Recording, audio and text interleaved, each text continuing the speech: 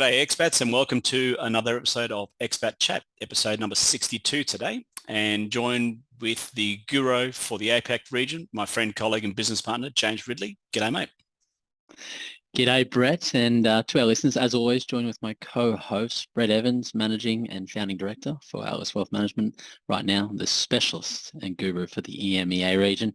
How are you going, Brett? As always, how's the sandpit treating you? What are we talking? 42, 45, 58 Hey, degrees? it's civilized at the moment. We're civilized. We're in the high 30s, low 40s, and it's nice. So, what I mean, what a treat. nice for us. Nice for us. I mean, you're over here later this month, so you may beg to differ, but Yeah. knowing how crazy it can be in terms of temperature-wise, right now it's pretty good. But you know, when you're barbecuing outside, that's a sign that things are okay. So, but, we had our first fog. Fog's normally the catalyst for the change in the season, going from summer into autumn. And we had one the other day last week, so we'll see if that's a pattern emerging. But as we say here, inshallah, summer's done, but I'm not going to jinx myself just yet.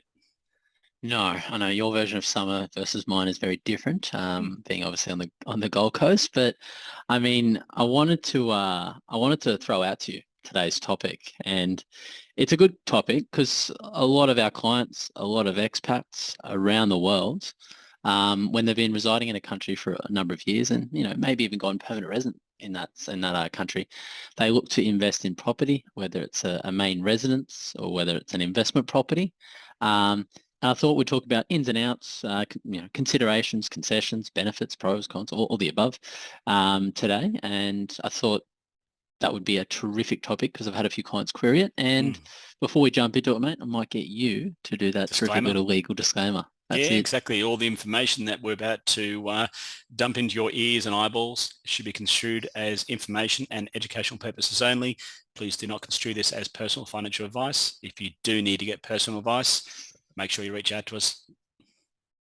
That's it, mate. Now, listen, let's kick into it. I mean, just the other day, we had another RBA cash rate increase, 0.5%. I think property conversations, they're all starting to be quite popular among the expats because they're either asking, what's your property doing? Has it declined? Has it dropped? Or, how's your mortgage looking?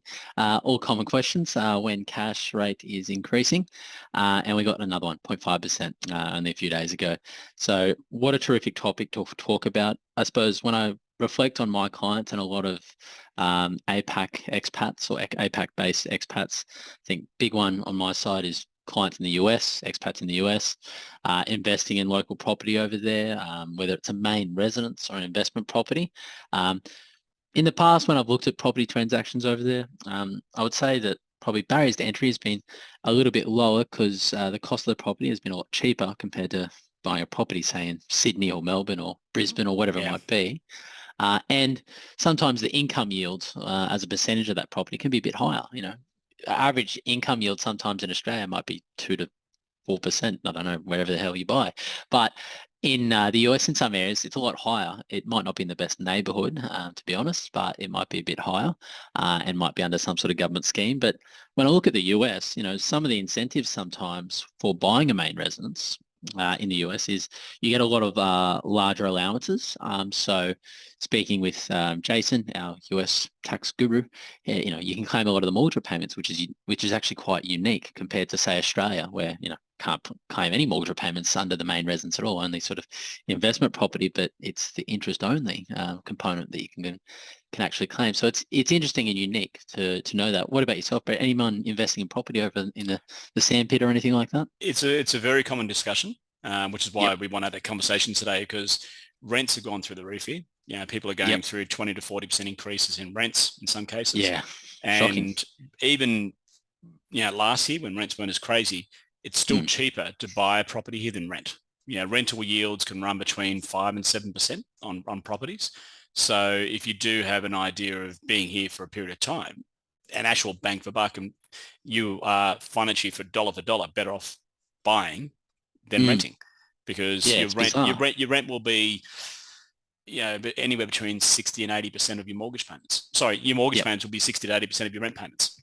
And you're also paying off an asset. But like in the US, like in the UAE, like in the UK, like in all those other countries, you do need to consider the time frame you're holding the property, the ins and outs in terms of the cost, but then also too, what's the local market doing? I mean, this market here is incredibly volatile. Yep. People made some big bucks through COVID. We're talking like 30 to 50% property gains on their property to now. So people are sort of saying, well, what's the normalized level? If I jump in now and property has jumped 30 to 50% since 2020, am I buying at the peak? If I'm going to leave in 2 years' time, what the property market is doing. And the UAE property market isn't a mature market. It's still developing and evolving. That's why you have these massive peaks and troughs, whereas in the United States and UK and Australia, they're more mature. So that's right. they will move, but not to the same degree or extremes as what it will do here. But still, Aussies love property, and they do love love affair. They love to hang up their hat on a property. And do you buy one locally? I mean, that's the question I get asked by pretty much all of our local clients, and the answer is, let's ignore the volatility of the market. Because you can say the money I'm saving on my mortgage payments will offset, even if the property's worth less than, say, 5 years' time, it'll offset that downwards, unless property crashes, which there's always that, that possibility. But that's right. It really comes down to time frame. It does. The last thing you want to do is build Rome and then 2 years later, have to pack it all in. Well, that's the thing. Property, it's not a short-term investment. It's like investing in direct shares. It's a long-term investment. I think a lot of property advisors, they like to say that the real estate market always doubles every 10 years, which isn't true.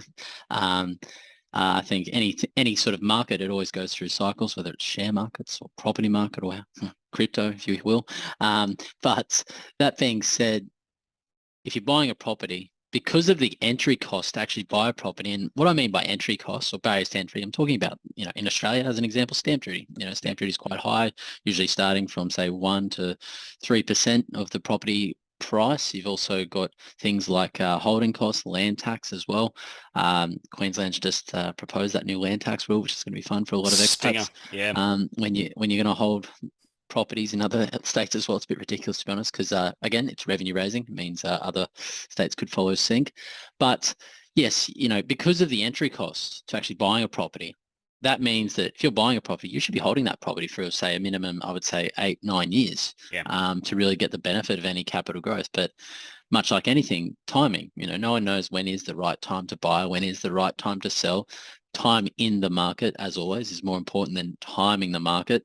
I think right now, when you look at a lot of property markets, we have the benefit of knowing that interest rates will continue to go up. And that does have a negative impact on property as a sector. And you look at right now, if you receive any sort of monthly bulletins from CoreLogic or anything like that, naturally, every month there's usually a negative 0.1 or 0.5 or 1.2% for Sydney, Melbourne's, I guess the major CBDs to a degree as well. There's not too many markets which are, I guess, sheltered from the negative declines. And as interest rates keep going up, property will topple. I'm not saying it's going to fall drastically, but it needs to go through as a natural correction first before it's considered a better investment. So you do have that benefit. I suppose the other side of property is when you're buying in another country that you're not a resident of, it's understanding, okay, what are the tax implications of holding that property as a main residence or an investment long term? How does that look when I actually leave as well? I'm no longer a resident. I'm a non-resident or US non-resident alien. And are there certain provisions tied to you actually owning that property and having to be a normal resident as well? Sometimes there are, depending on the country. You need to be a normal resident or a permanent resident or a tax resident to be able to invest in the local property market, or have sometimes a minimum investment as well to get those golden visas, which seem to get handed out every other country. With that in mind, those are the considerations that go into it. And it's just being careful, being mindful of that, especially when you leave. But if you're buying a property, but you've bought it, obviously friends, family over there, you've built that up, but you wouldn't be able to say, look after it in the event something happened to your role, your job or something like that, it is taking a lot of risk as well, because then you might be selling it at a negative time. And it's just erring on the side of caution when you are buying in another country other than Australia that, obviously is foreign, knowing and understanding all the ins and outs.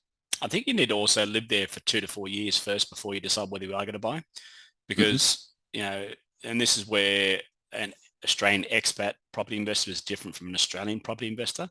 They have, very little chance that they're going to move or change jobs. And if they are, they're still going to be local anyway. That's right. Whereas when you're living overseas, you may become an expat and realize you don't like that lifestyle, and you may have to head back to Australia. Or your role might mean you're moving every 2 years. And that's right. So in that case, then the issue you've got is, do you retain that property when you move to the next location? And how hard is it to manage that property while you're overseas? And then there's all that sort of, I guess, escalating complexity that goes along with that. If you, and I had a client in the past who his saying was always he wants to have properties in 10 countries. And I said, why? And he goes, because it sounds cool. And that was the whole, and what he was trying to do was a lot of headaches. Yeah, exactly. I think he'd spent most of the time just on emails to agents trying to fix tenant problems. Well, I mean, taking that a step further, he'll never be able to cross-collateralize these assets to buy more property, by the way. He's going to have to come up with the extra cash somewhere. And anyway, you've just hit the nail on the head. And that's what happened was he ran out after 3 properties because all his assets were in the other, when he went to buy the 4th one, his equity was tied up in the 3rd one, and there's no banks that are going to cross-collateralize. I mean, some will look at some weird stuff, but at the end of the day, not much of a chance at all. Talking to a client in Germany this week, the problem he's got is he's got properties in Netherlands which are categorized a certain way, which means he can't refinance locally. And he's got property in Australia and property in Germany as well. And it does become very complex in terms of how, all markets are different. So some of his equity is lopsided. And yes, he could get a loan with an Australian bank to refinance and draw some of that equity out of the Australian loan. But then where he's going to put it, and it does become like sort of tapping your head and rubbing your stomach at the same time. So, that's right. Like we always say to clients, we can give you the Excel spreadsheet answer in terms of the dollars and the cents, but sometimes it comes back to the personal side. Do you need your own place to feel comfortable in the country you're living in? Which you can sometimes throw out all the financial reasons why you should or shouldn't just because you want a home. That's right. Which is different from a house. So look, to me, it's there's no one answer for every single person, and it comes back to I think the overarching is how long are you going to live there for? If it's going to be sort of 5 to 10 to 15 to 20 years, then you might want to kick the tires. But be mindful if it is that 5-year period, then it could be a little bit difficult. That's right. And I mean, it's also then returning back to Australia or another country. Imagine for some reason that you're in a situation where you have to sell that property. You're now forced to deal with obviously how capital gains tax is going to apply to that transaction because it's no longer technically a main residence. And again, Australia, we do have that main residence exemption. It doesn't really apply to Aussie expats anymore. But not every country has that kind of exemption. So it could mean you're still paying CGT, then you got to deal with the other country. So it's a decision that should not be made lightly. And I think it might make sense for those types of expats which have gone down the pathway of permanent residence. They have that permanent residency visa. They're tied to that country until death. And I guess it's giving them greater flexibility in the future as well, because they can come and go as they please and rent it out, treat it as that kind of asset. If we're just sort of on a working visa tied to our employment, if we look at Singapore, for example, your working visa, it's rolling over, and EP is rolling over every 1 to 3 years. And if you're given the axe, and you've bought property or you've invested property some way, you have to get out within 1 to 2 months, actually, if that employment pass is pulled. 30 days, That's right. So you've got to act very quickly to make a decision there. And that might be more a draw card for, people that have gone down the pathway to get permanent residency visas so that they don't have that kind of issue and they can stay in that market as well. But a lot to consider, especially around the tax side. I know in the US, not necessarily tax, but the process of buying and selling a property, it seems like there's a lot of commission percentage fees that come into it. You're paying, compared to Australia where you're paying an agent to sell, you might be paying them 2.5% to sell. Whereas in the US, you're paying 5 to 10%. It's a lot more expensive. Yeah. And in the UAE, we have higher deposit requirements for expats. You need a 25% deposit. So that's a fair whack of cash. But then also too, you've got your D fees, your Dubai Lands Department fees, which are a percentage of the transaction. There's a lot of percentages in there. And then you have your municipality fee, which is about 1% of the property's value per annum. 0.5 of the property's value per annum that you pay as well. So land tax, isn't it? Yeah, and then because we all live in communities, then you pay a what would you call it? A community fee to whether it's EMA or DAMAC or Nikhil or whoever built where you live. You pay for the upkeep of the facilities and all those things. Yeah. So and some of those figures could, if you live out in the Palm, those figures are huge, absolutely huge. So you virtually need to break out the Excel spreadsheet to work out, okay, how much is this going to really cost me? But certainly if you're looking at it as an investment and putting tenants in, 5 to 7% yields, pretty reasonable. But the reason why it's so high is because you have the volatility in the capital price. That's right. And I mean, you've hit the nail on the head. Cost of capital, entry costs, holding costs for, say, the next 10 years, assumed returns, and then your exit costs as well. Sometimes the figures won't stack up. Can't control the market, especially goes backwards. I think you look at the amount of money that's sort of been thrown into Saudi right now, really trying to change their sort of stance, create more of a better tourist location as well. If there's, for some reason, more expats heading over there and pulling out of the UAE, what's that going to do to the property market as well? I mean, similar to, I suppose, Australia, there is a bit of a, obviously, rental crunch where vacancy rates in a lot of the major areas, they're very low. That's why, obviously, rents are so high. People have made a decision to invest and buy property, and now interest rates are going back up. So it's going to obviously correct the property market. It's a bit of a seesaw, isn't it? Yeah, look, it is. And I think that's, you can almost overthink it. And a lot of people who consider it end up putting it back on the shelf because it can be so complex. And the moving parts and the unknown unknowns, to quote Donald Rumsfeld, that's the biggest issue, I think, with expats is there isn't, changes are constant with expats, sometimes more frequent than others. And it really comes back to, do you have any clarity what it looks like going forward? And then what's it going to cost me to play the game? And then, if it's going to go pear-shaped, is it going to cost me on the other side? There's a lot of countries out there. Norway's one where they're as property mad as Australians, but their costs are horrendous. Like I'm talking ridiculous. Denmark has this thing called a B tax, which means that you will get taxed on the potential of the property. So if you buy something that's pretty average and don't touch it, you actually get taxed on what it could do. So it really...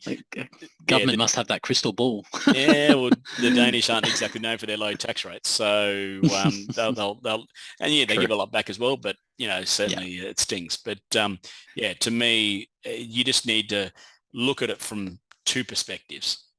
From a home perspective, is this going to be home for the next foreseeable future? And then from the financial perspective, what does that look like? What's it going to cost me? What do I need to achieve in order to get A, my money back, and B, generate a return? And then see if the two map together. You might have the answer, you may not. That's right. Exactly right. And I mean, a funny segue from the serious topic we've been discussing. I remember having a call with a client about 2 weeks ago, and he told me he bought some real estate in the metaverse. Okay. Yep. There's a bit of that going on. I know. I sort of laughed. I was like, "Oh, that's good. How much did it cost you?" He's like, "Oh, it cost me $1,500 US." I was like, "Oh, that's exciting." And I was like, "Isn't the metaverse or sandbox or the real estate world, isn't it infinite?" And he's like, "Yeah." I was like, "So what's to stop that value just dropping if the real estate world is infinite? You can just keep buying property." That's right. And he's just like, and he sort of paused for a sec. He's like, "Oh gosh, I think I've been tricked here." Look, it sounds really cool. And if you got 1,500 sounds cool, burning a hole in your pocket, why not? I know. I'll admit I don't know enough about the metaverse, all that sort of stuff, and maybe one day I will, but it's not an interest in mind at the time being. But I just laughed at his reaction when he sort of, "Oh shit, that's right, yeah." Look, I know a lot of developers here are looking at buying their land in the metaverse, and when you actually buy the physical property. So when you're looking at buying a property, you can view it in the metaverse, like you actually do walkthroughs, and then when you buy that property, it comes with the digital property as well as the physical. Like a digital walkthrough, but this is what you'll get Yeah. But this is, I And mean, then, but then if you that make buy the my, property, you actually get yeah. it, you own it in the metaverse as well as in real life. Oh, okay. Yeah. I mean, still, if the metaverse is infinite, I don't understand that. But Yeah. I mean, I guess it would make real estate agents' jobs probably a lot easier for virtual walkthroughs if Yeah. we have another pandemic. Yeah. That makes sense. Yep. No, exactly right. Exactly. And I think that's But where the genesis came from. There's all ideas came out during the pandemic was, yeah, how do we keep things going? yeah, absolutely. Mate, I think been a really good deep dive there. Let's wrap it up. I mean, it's a tough topic, to be honest, because There's there no is answer. no that's right. It's not even a flip a coin. It depends on individual circumstances, how long you're going to be over there. Be concerned if your visa status or employment is tied to your visa status, and if your employment ends and you get given sort of your marching orders, and you're told that you have to get out of the country, then you've taken on a lot more risk than you actually needed to by sort of having that kind of property in that country. So it's really weighing up the pros and cons of everything, even spreadsheeting as well. Cost of capital, holding costs, what you need in terms of your minimum required return to make it worthwhile. But on top of that, your tax considerations when you eventually leave as well. Exactly. So, and a couple of housekeeping issues. First of all, apologies for the incredibly poor audio from my side. Last week, Mitch sounded perfect. My headset was broken, hence why I'm using a temporary run right now. So I'm hoping this is a bit better than last week's one. Thank you to everyone who's starting to put questions in on the link below. Look in the description. They've been good. Keep coming through. Lucia had a great one last week that Mitch and I were able to jump in. Also, too, people may not be aware, we do have our Australian Expat Financial Forum Facebook group. So the link's below for that. So please jump in and join up. There's a lot of good discussions going on there on a daily basis about managing your finances as an expat.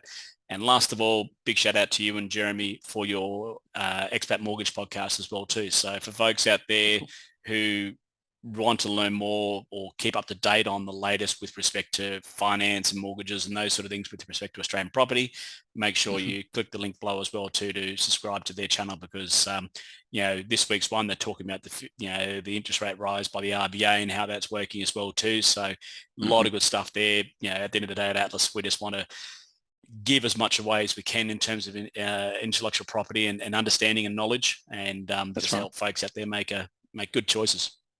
Absolutely, mate. We're trying to keep everyone informed and dialed in to today's world. And as top of that, it's always the legislative changes that the Australian government loves to throw at us. Hopefully we'll know more for everyone. Yes, that's right. But mate, let's wrap it up there, and we'll see you on episode number 63 for the next one. Sounds good, guys. Thanks for your time. Thanks, mate. Take care.